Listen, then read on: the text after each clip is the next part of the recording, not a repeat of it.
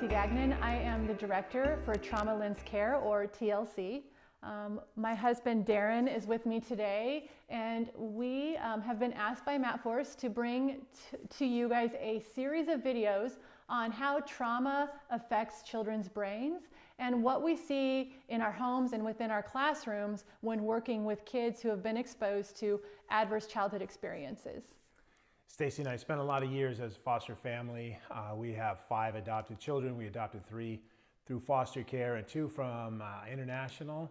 So for us, this trauma component is a part of life. Like we want to share what we have learned through our experiences, because raising kids that have trauma in their background is really challenging. And so this series of videos is just going to be our way to try to help caregivers, educators, foster families, anybody that works with kids to understand what happens in the brain of a developing child. So one of the things that we like to say is we were perfect parents, and then we had kids, and then felt like we were pretty good parents, and then we started doing foster care. And we started recognizing all these misconceptions that we had about children. And one of those is that we had been taught in college and in all of our education becoming teachers that kids were born resilient. As a nurse now, I do know that children's bodies are resilient. They have stronger hearts, stronger pulmonary systems. Basically, their bodies are able to be resilient to a lot of stress. However, we do know now that their brains are not. And I can look back and really one of the kids that truly highlighted and hit this home for us was a little baby named Alice. Alice was born and she received the most incredible care in a NICU environment for 3.5 months. She had nurses that recognized that she did not have a primary caregiver visiting her. So they really tried to pour into her some type of a connection. And she received state-of-the-art care. Every single thing about this child was monitored for 3.5 months and documented. And so, but yet she still failed to thrive. She was diagnosed failure to thrive. And then my husband and I were called to see if we would take this little baby into our home that was not gaining weight, was not growing, and was not developing in a way that was appropriate. We brought Alice home, and what we recognized is that this newborn, she was uncomfortable being held. There was nothing physiologically wrong with her that would cause discomfort, but she did not, as a 3-month-old, mold to my chest when I rocked her. She would push off. She would cry if we tried to hold her close in any way, and so we learned to hold her facing out.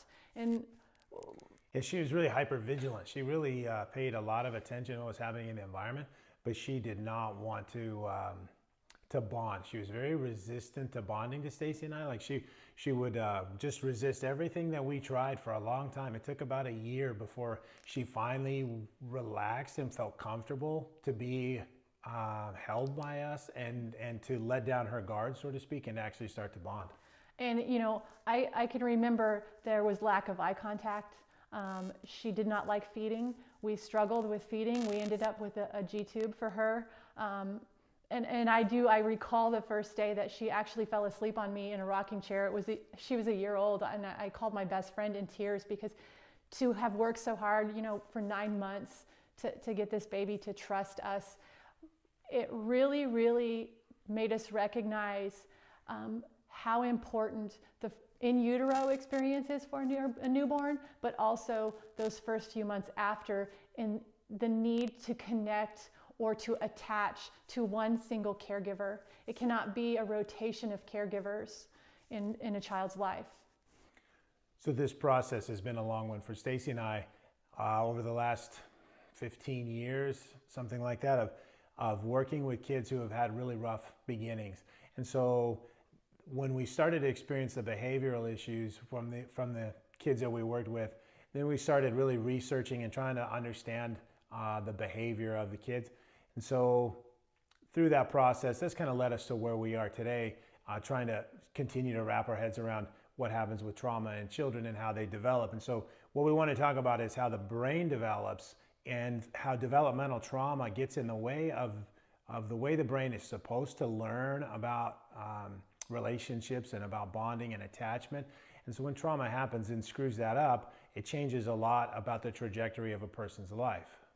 And so one of the areas that I want to unpack, especially as an RN, is understanding the in utero experience. I think there's a lot of literature out there on what the mother is feeling, how the mother is developing, what the size of the baby is. We all know those graphics of, oh, my baby's the size of a grapefruit. Well, what we don't talk about and what we don't typically teach is what is the baby experiencing within the womb? Because I think that's really important when we start understanding attachment and we start understanding that babies actually start forming bonds of attachment while in utero, not after birth. Because one of the questions that I receive the most is, yes, why is my child having all these issues and I got them straight from the hospital? Well, this is what I want to talk about. I want to talk about that in utero experience. What we understand about newborns is that by the time of 20 weeks, they've already developed a sense of touch, a sense of taste, a sense of sight, and a sense of smell. 3 more weeks after that, we're going to have a sense of hearing develop. And so all these studies have been done that by 20 weeks, this baby in utero is already recognizing the taste of the mother, the smell of the mother. They can hear her heartbeat. They can hear her digestive system. They intimately understand and know their main caregiver.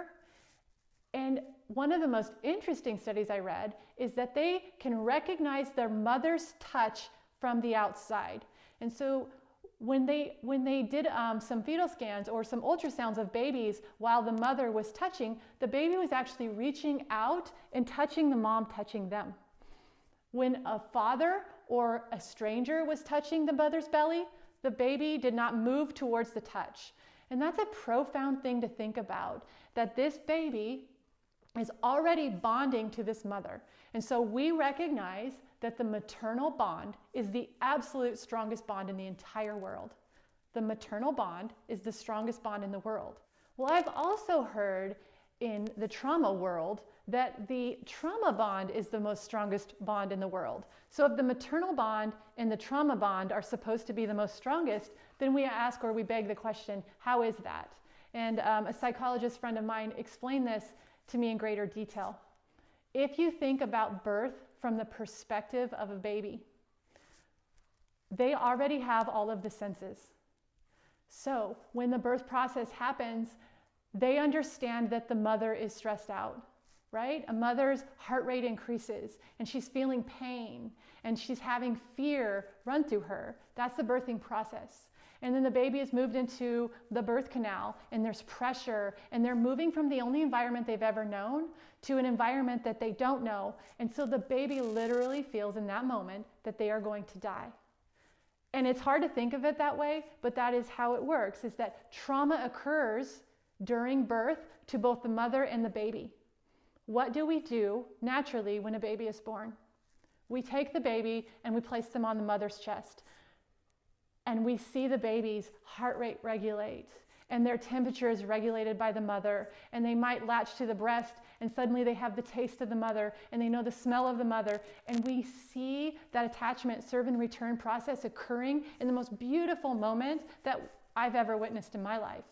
And so think about that for a newborn who has spent 9 months in utero, who is then taken and maybe placed in an isolette because they are having medical issues, or they are placed with a foster mom because mom is unable or incapable of caring for this baby. And so that's where we start seeing where that bond is broken. And babies don't forget. They carry trauma on a cellular level, and they're pre-verbal. And so they're unable to articulate their fear or what's going on. And so what we want to understand, or what we want people to understand, is that when we foster or we adopt, we are starting with brokenness and loss and fear and trauma and abandonment. It is not I just took the baby from the hospital and they should be okay because they're resilient, when they are not. One of the ways we have tried to illustrate for people how this process works in the brain development of a child is through using what we call red brain, green brain. And so we're going to talk about and unpack how the brain is developing from the bottom to the top and from the back to the front, and how that development progresses over time. So when we think about red brain, green brain in relation to Alice, Alice had a red brain, but what we also understand about children is that yes, their brains are altered, and parenting and teaching and all of those things have to change with this altered brain. But this is what we want this video series to help teach. We want to understand the science behind the brain and what's going on, and how as a parent we can parent more effectively, or as a teacher, how we can teach more effectively, because kids are not born resilient. And when we don't give them or supply to them resiliency or download it in early childhood, then we end up having to figure out ways to be creative to meet their needs later in life. So in this demonstration, what we want to show is the development of a brain starting in utero through the first years of life. And what we know is that the brain develops from the bottom to the top and from the back to the front. And so in those first formative months to years, in the developing brain, the regions in the lower part of the brain that are going to be involved in mostly autonomic roles, things that happen on their own, things like breathing and sleep cycles and heartbeats and whatnot, are going to develop in the basement of the brain. But then also in the basement of the brain, as these neurons are all forming, and one of the places that forms down here is called the amygdala. So here's the brain stem, and in this basement, we like to call it the basement of the brain, the amygdala is down here, and the amygdala is responsible for a lot of really important roles related to our survival. And so as it is forming, these neurons develop, we start to make sense of the world and try to figure out how we are going to fit into the world. And so we learn about, through that process of serve and return, that when I cry, mom comes and takes care of me. Or when I am afraid or lonely and I need somebody to comfort me, I have a caregiver, a mom that's going to help me do that. But in this process, the neurons are all pretty much present at birth. And what happens is then we start to form connections. So every time we have an experience and we form a memory, we start to make connections, and the neurons get connected. And that is really important. A child at birth is born with around 50 trillion connections. And by 3 years old, there are around 1,000 trillion connections.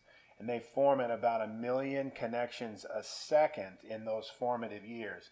So this is going to be a demonstration about how our experiences and our environment and our relationship with others changes the way these connections are made. So I want to start with the idea that when these connections are being formed, there's an interplay here with the baby and the mom before birth. So this is in utero. And so some really vital things are happening. When mom finds out she's pregnant, her attitude towards her pregnancy and towards her child is really important. Her stress levels are also really important. And so these neurons, I want to show how these neurons are making connections. So red is going to designate bad connections. And in essence, what that means is the child is learning to be afraid because something is not happening the way that it should be happening. And so let's say the baby is going to cry and the mom is not going to respond. That would be an example after a child is born of how a red connection would form because the mom didn't respond. But how does that happen in utero? Because obviously the baby has not been born yet, has not started that process of what we normally think about bonding, how a child bonds with a mother. But what we need to understand is that from the very beginning, from very early on, before even 12 weeks and especially at 20 weeks, in that period, the baby starts to hear and taste and feel and sense a lot about what's happening with mom. And so even in utero, mom has a good diet and she eats good food. And we start to see a few green connections being made because mom does do a few things that are right. And maybe mom has a good relationship with the dad for a while, and so you see a few green connections. But then mom becomes really stressed out because she's not sure she's going to be able to care for the baby or provide financially for the baby. And so these red connections start to form. And so then if mom has a really stressful pregnancy and she's not excited about the baby and she's having a lot of negative thoughts, and we see a network of red connections being formed in the baby of the brain. So at this point, the baby is going to be stressed out because of the mom. And so through this process of negative experiences for the baby, a network of bad connections are forming. And what the baby is really learning is that the world is not predictable and that mom might not be a safe person or safe place. And so certainly there's going to be some green connections because mom will have some things that she will do right. But then after the baby's born, the first week, let's say mom does a good job. She feeds the baby when the baby cries, and she changes the baby's diaper, and the baby has some green connections that form. But in general, mom continues to be stressed out. She continues to not really know what she's going to do with the baby or provide, if she can provide for the baby. And the relationship between her and the baby's dad is rocky, and they have bad interactions, and it's very stressful. And so sometimes the baby cries and the mom is not emotionally capable of taking care of the baby, so she doesn't come to the baby and the baby cries in its crib till falls asleep. So that process is how you can end up with a child that has what we call a red brain. Those connections have formed, but they're not healthy connections. So then in that same sort of way, when we talk about a green brain, that baby that is in the same process of development and developing that basement of the brain, then but the mom does everything right. Mom is not stressed out. Mom really wants this baby. She's been excited about the pregnancy. She is ready for the baby to be born, and she knows that she will be able to take care of the baby and provide for the baby. And the baby's dad is actively involved and takes care of the baby and takes care of mom. It's a low stress environment. So for the baby in utero, mom's cortisol levels are really low, and that's really beneficial for the baby. Mom eats a good diet. Mom takes prenatal vitamins. She does everything she needs to do to be ready for this baby to be born. So right from the beginning, there's a start to a predictability to the world and a relationship of trust and trust bonding between this baby and the mom even before the baby is born. So then the baby's born, the pregnancy comes to an end, and the birth process is good. The mom has the care that she needs, and she's excited about the baby. The dad is present and actively involved, so green connections form. So let's say then maybe during this period of time, mom is tired, she falls asleep, and the baby cries for some length of time, and mom is just too tired and doesn't get up to respond, maybe because the mom is just too exhausted. And so you can see potentially some red connections being formed because there's never a perfect mom. We all think, we do the best that we can, but this is a challenging thing. So potentially mom has a few times where she doesn't meet the baby's needs, and the baby gets a little bit stressed out, and so she has some red connections. But then in general, as time progresses, the mom continues to meet the baby's needs through serve and return. The baby cries, and mom comes and takes care of the baby. And the baby needs a new diaper, the baby cries, mom changes the diaper. And on and on and on. About 1,000 times a day, moms are taking care of their baby, and they are meeting the needs. And so what the baby learns is that the world is predictable, and that mom can handle the world, and mom is there for me, and mom will take care of me and meet my needs.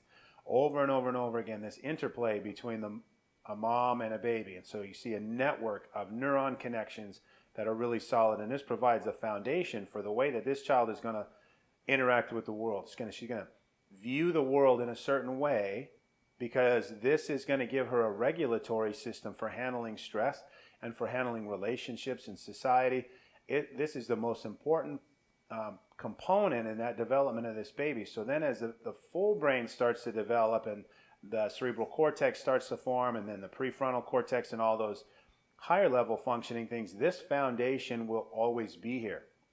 And so this is going to give this child a lot of resiliency. They'll be able to handle difficult things. They'll be more calm, and they won't have toxic levels of stress hormones in their body because they will be able to regulate themselves.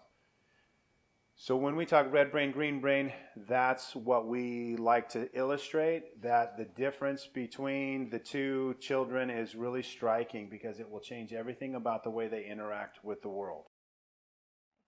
So in our next video, we want to take what we just talked about, how red brain, green brain affects students in a classroom, and about how then we change the way that we express ourselves and the way we communicate, and also the way we listen, because the way that they're going to communicate with us potentially is not going to be using words and using words the way we would like them to use, and so they communicate in certain ways. So we want to talk about what that looks like for foster parents and for educators in our next video.